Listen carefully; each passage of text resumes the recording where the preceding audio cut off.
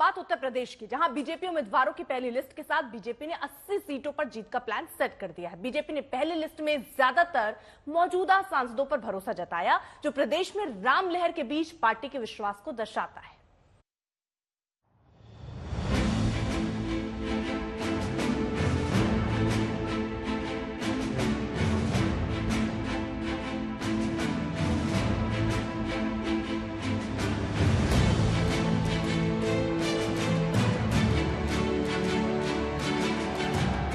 PM Modi के NDA 400 पार के target का सबसे बड़ा केंद्र है उत्तर प्रदेश।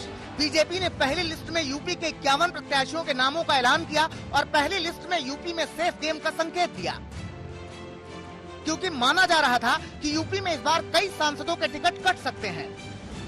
लेकिन जब पहली लिस्ट में 51 नाम सामने आए तो ज्यादातर मौजूदा सांसदों पर ही बीजेपी ने भरोसा जताया। सिर्फ 4 सीटों पर ही नए चेहरों को उतारा गया है, जिनमें श्रावस्ती से साकेत मिश्र, अंबेडकर नगर से रितेश पांडे, जौनपुर से कृपा शंकर सिंह और नगीना से ओम कुमार को टिकट मिला है। इसके साथ ही खीरी सीट पर अजय मिश्रा टेनी को बीजेपी ने टिकट दिया है। वहीं मथुरा सीट से एक बार फिर हेमा मालिनी पर भरोसा जताया है। अभी तीसरी बार है तो I have to do much more bigger work I have to do so that Mathura का स्थल एकदम ऊपर और भी ऊपर जाए। वो तो है ही ऊपर, कृष्ण की नगरी है, तो I have to do much more than what I did. इन लोगों ने मुझ पर विश्वास रखकर मुझे वापस टिकट दिलाया है, तो मुझे ब्रजवासियों को वापस उनके लिए सेवा करने का अवसर मिला। साफ है कि यूपी में राम लहर पर सवार बीजेपी अलग ही रणनीति के साथ आगे बढ़ रही है। किसी भी सीट पर विरोध से बचने के साथ हर वर्ग को साधने की भी कोशिश कर रही है। यूपी में बीजेपी के 51 उम्मीदवारों की सूची में 21 पिछड़ी जाति के हैं। लिस्ट में 12 अनुसूचित जाति जनजाति के प्रत्याशियों के नाम है, 10 ब्राह्मण और 7 क्षत्रिय नाम भी पहली सूची में शामिल है।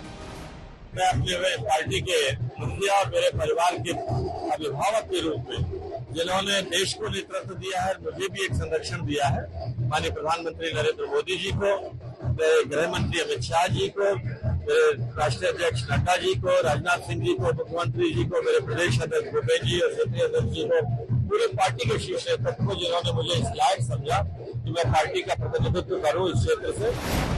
और पहली लिस्ट आने के बाद बीजेपी उत्तर प्रदेश की सभी 80 सीटों पर जीत का दावा कर रही है। 51 के 51 सीटों पर जो कल बीजेपी की सूची आई है, सभी प्रत्याशी प्रचंड बहुमत से जीतेंगे और प्रदेश की जो शेष सीटें बची हैं 80 की 80 में बीजेपी ही जीतेगी। विपक्ष पूरी तरह से प्रदेश से साफ है। हालांकि कुछ सीटों को लेकर अभी पेच फंसा दिख रहा है। 51 प्रत्याशियों की लिस्ट में ना तो मेनका गांधी का नाम शामिल है और ना ही वरुण गांधी का। स्वामी प्रसाद मौर्य की बेटी संघमित्रा मौर्य की बदायूं सीट को लेकर भी संशय बना हुआ है, जिसे लेकर अब समाजवादी पार्टी और कांग्रेस का हमला तेज हो रहा है।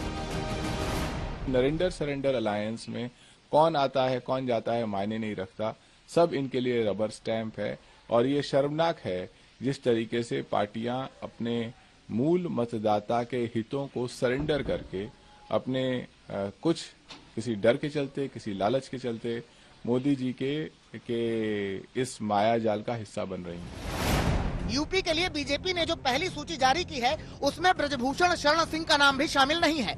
ऐसे में कैसरगंज सीट को लेकर भी अटकलें चलने लगी हैं। यूपी में अब बीजेपी के 23 प्रत्याशियों का नाम का ऐलान बाकी है, जिस पर सभी की नजरें रहेंगी। क्या पहली लिस्ट की तरह ही ज्यादातर सांसद सीट बचाने में कामयाब होंगे या दूसरी लिस्ट में कई मौजूदा सांसदों के नाम नदारद होंगे? आज तक ब्यूरो।